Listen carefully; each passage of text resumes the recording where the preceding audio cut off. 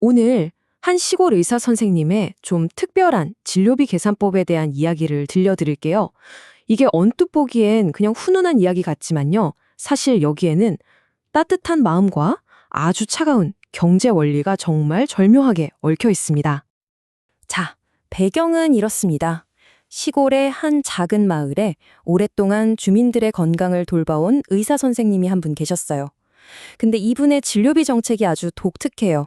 똑같은 치료를 해도 환자의 형편에 따라 다른 돈을 받는 거죠. 마을 사람들 입장에선 이 의사 선생님이 정말 고마운 존재인 거예요. 가난한 사람들 사정 봐가면서 진료비를 깎아주니까요. 사람들은 이걸 보면서 저분이야말로 진정한 인수를 베푸는 분이구나 하고 존경했던 거죠. 자, 여기서 한번 다른 상상을 해볼까요?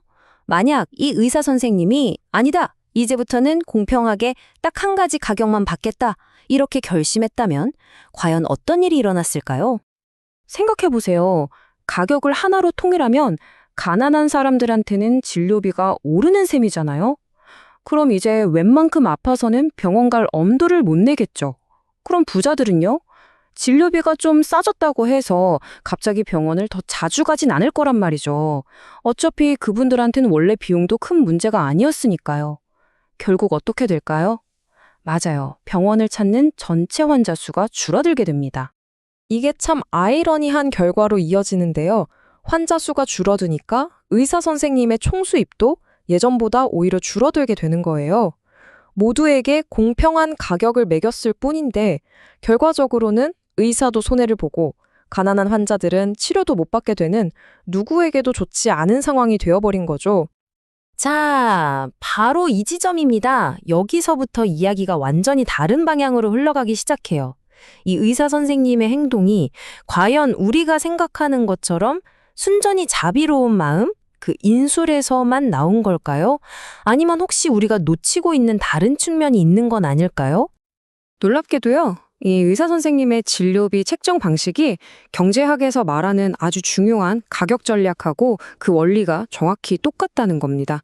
따뜻한 인술 이야기가 차가운 경제 이론과 만나는 바로 그 순간이죠.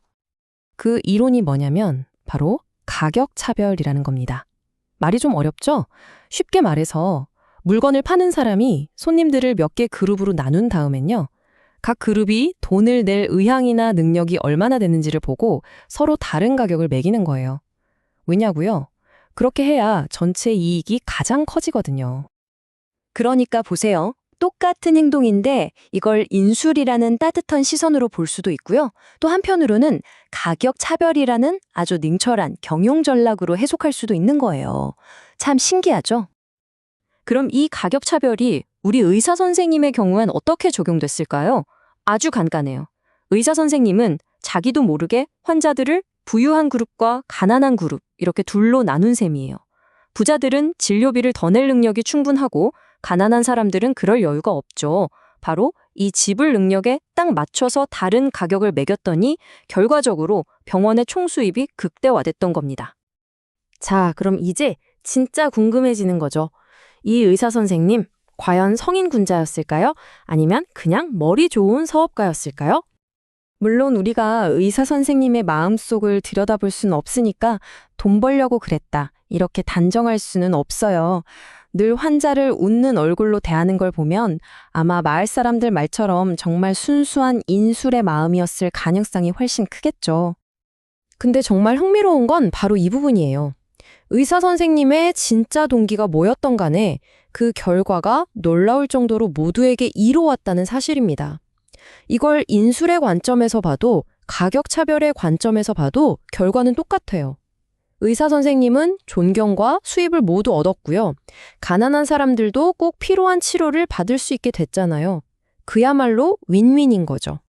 그러니까 결국 이 의사 선생님은요, 의도했든 안 했든 간에 자신의 이익도 잘 챙기면서 동시에 마을 사람들의 존경까지 한 몸에 받는 그야말로 완벽한 결과를 만들어낸 셈입니다. 이 이야기가 우리에게 마지막으로 던지는 질문이 참 흥미롭지 않나요? 어쩌면 다른 사람을 위하는 그 선한 의도가 역설적이게도 가장 뛰어난 비즈니스 전략이 될 수도 있는 건 아닐까요? 여러분은 어떻게 생각하시나요?